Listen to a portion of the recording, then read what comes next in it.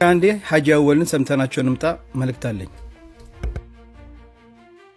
አሰላሙ አለይኩም ወራህመቱላሂ ወበረካቱ። እንዴት ናችሁ የሙቢ ቤተሰቦች? የኔ ቤተሰቦች እንዴት ናችሁ? ሰላም ናችሁ? ሰላማችሁ ቢዝ ተረፍረፍ ይበል። አሁን የመጣሁበት እንግዲህ ቪዲዮ ለመስራት የተገደድኩበት ምክንያት በእኔ በሐላል ሆምና በጓደኛው በሳኒ በሄደረኩት ፊልም ድራማ ተጫውቶብኛል። እንግዲህ በኔ ይብቃ ነው የሚለው።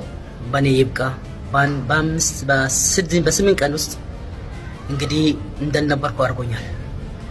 ቪዲዮ በረጅም ለመስራት ቦታው ኔትወርክ ስለሌለው የኔ ልጆች ተጠንቀቁ፣ አላህን ፍሩ፣ ተጠንቀቁ፣ ከሸራቸው ተጠንቀቁ። እኔን አንዴ አድርጎኛል። በእኔ ይብቃ። ስለዚህ እያስፈራሩኝ ነው። አሁንም ቪዲዮ አቀናጅተናል፣ እንደዚህ ያደርገናል፣ በዚህ ቪዲዮ ብትለቅ እንደዚህ እናደርጋለን የሚል እያስፈራሩኝ ነው። ያስፈራሩኝ ችግር የለውም ልጆችዬ፣ ሁላችሁም ወዳችኋለሁ። ሰላም አለይኩም ወራህመቱላሂ ወበረካቱ። ሐጂ አወል እንደሰማችሁ ነው። ሐጂ አወል ባለፈው በሰራውት ቪዲዮ ላይ ምን ብለው ኮሜንት ይጽፉልኛል?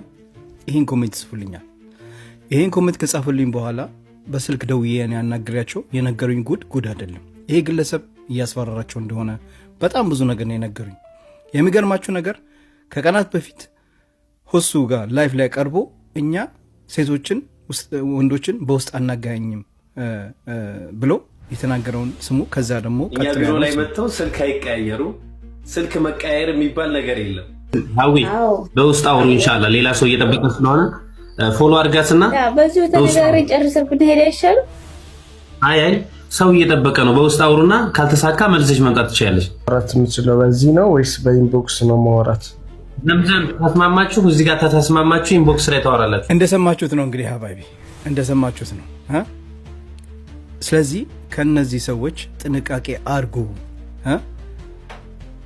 ላይፋቸውን እየከፈቱ አንቺ የምትፈልጋለሽ አንተ ከዛ በኋላ ኢንቦክስ ላይ ሄዱ ይባባሉና እንደዚህ ያሉ በውስጥ እህቶቻችንን ወደ መጥፎ መንገድ እንዲሄዱ እያደረጓቸው ብዬ ነው የማስበው። ከነዚህ ሰዎች ጥንቃቄ አድርጉ። በጣም በርካታ እህቶቻችን ለእኔ በውስጥ ሜሴጅ ልከውልኛል፣ ቮይስ ልከውልኛል፣ ብር እንደሚጠይቁ ብዙ ነገር ማመሰጃ አለኝ። አይ የማማክርሽ ጉዳይ ነበረ፣ ግን አስቸኳይ ነበረ። እሺ መርሃባ። አሁን የሆነ አዳራሽ ተከራይተን የፕሮግራሙ ሀያትም ደሞዝ ልክ ያለው አለች። ሌላም ሰው ደግሞ እስከ 6 ቀን በኋላ ነው ደሞዝ የሚደርሰው አለ። የአዳራሽ ለጊዜው ብር ካለች እንዲተኩሽልን ብለን ነበር። 30 ሺህ ብር ካለች ማለት ነው። ከ6 ቀን በኋላ ይደርስልሻል አንቺ። ለዛ ነው አስቸኳይ ካለች ማለት ነው። እንግዲህ እስከ አባል ለመሆን እስከ 100 ሺህ ብር እየጠየቀ ብር አምጡ እያላቸው ነውና